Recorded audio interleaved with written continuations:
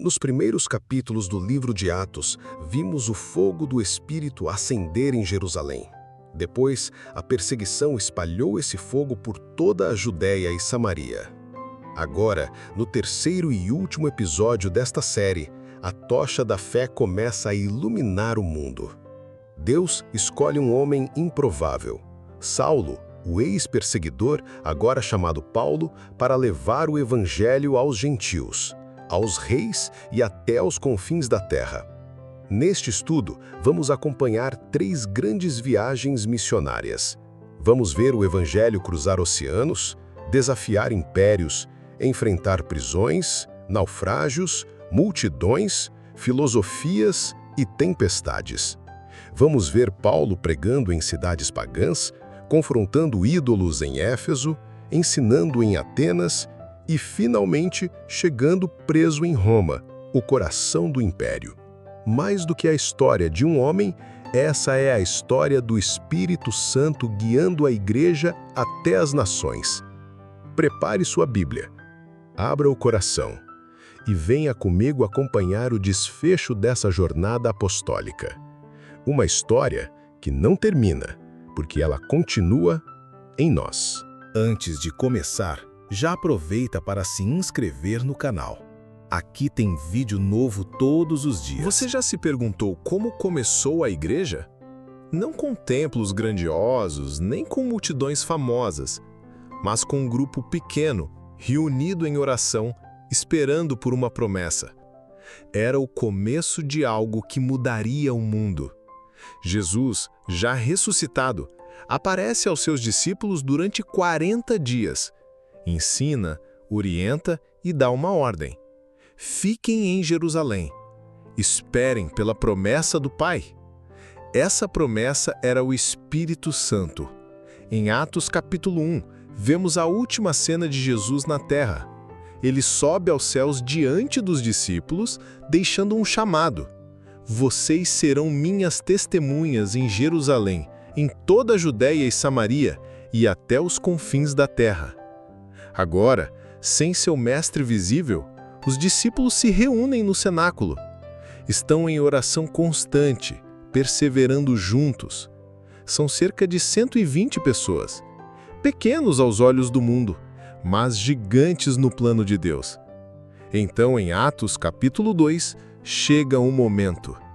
Pentecostes. De repente, um som como de um vento impetuoso enche o lugar. Línguas como de fogo pousam sobre cada um deles. E todos são cheios do Espírito Santo. Falam em outras línguas. A cidade inteira ouve e se espanta. Pedro, o mesmo que havia negado Jesus, agora se levanta com coragem e prega. Cita o profeta Joel, aponta para Cristo crucificado e ressuscitado. E o resultado? 3.000 pessoas se convertem naquele dia. Nasce ali a igreja. Mas essa nova comunidade não era apenas uma multidão de convertidos. Eles viviam juntos, perseveravam na doutrina dos apóstolos, partiam o pão com alegria e sinceridade, oravam, e todos os dias mais pessoas eram salvas. Pedro e João vão ao templo e encontram um homem coxo pedindo esmolas. Pedro declara: "Não tenho prata nem ouro, mas o que tenho, isso te dou. Em nome de Jesus Cristo, levanta-te e anda." O homem é curado, e toda a cidade vê. Milhares se ajuntam. Pedro prega de novo, e mais 5.000 se convertem. Mas o mover de Deus incomoda os líderes religiosos. Pedro e João são presos, são ameaçados, mas respondem com ousadia. Importa obedecer a Deus antes que aos homens. A igreja cresce, mas também enfrenta desafios internos. Ananias e Safira mentem ao Espírito Santo sobre uma oferta e caem mortos. Um temor santo toma conta de todos. Mesmo assim, o número de discípulos continua aumentando. Milagres acontecem. Pessoas são curadas pela sombra de Pedro. O povo corre para ouvir a palavra. Então surge uma necessidade prática. As viúvas dos helenistas estão sendo negligenciadas. Os apóstolos decidem: não é certo deixarmos a palavra de lado para servir às mesas. 7 homens, cheios do Espírito Santo, são escolhidos. Entre eles, Estevão. Estevão se destaca. Cheio de sabedoria e poder, realiza sinais e prodígios. Mas isso atrai a fúria dos religiosos.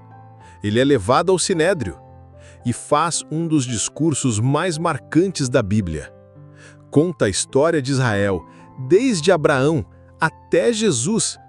Acusa os líderes de resistirem ao Espírito, como seus antepassados fizeram. Eles se enfurecem, mas Estevão, cheio do Espírito, olha para o céu e diz: vejo os céus abertos e o Filho do Homem em pé, à direita de Deus. Eles o apedrejam, mas ele ora: Senhor, não lhes imputes este pecado. Com sua morte, uma nova fase começa. A perseguição vem, mas também o impulso para o Evangelho sair de Jerusalém. A igreja nasceu, não em meio à facilidade, mas em meio ao fogo. Não pela força humana, mas pelo poder do Espírito Santo. O que começou em Jerusalém, não ficou em Jerusalém. A chama acesa ali nunca se apagou. E ainda hoje, nós somos parte dessa história.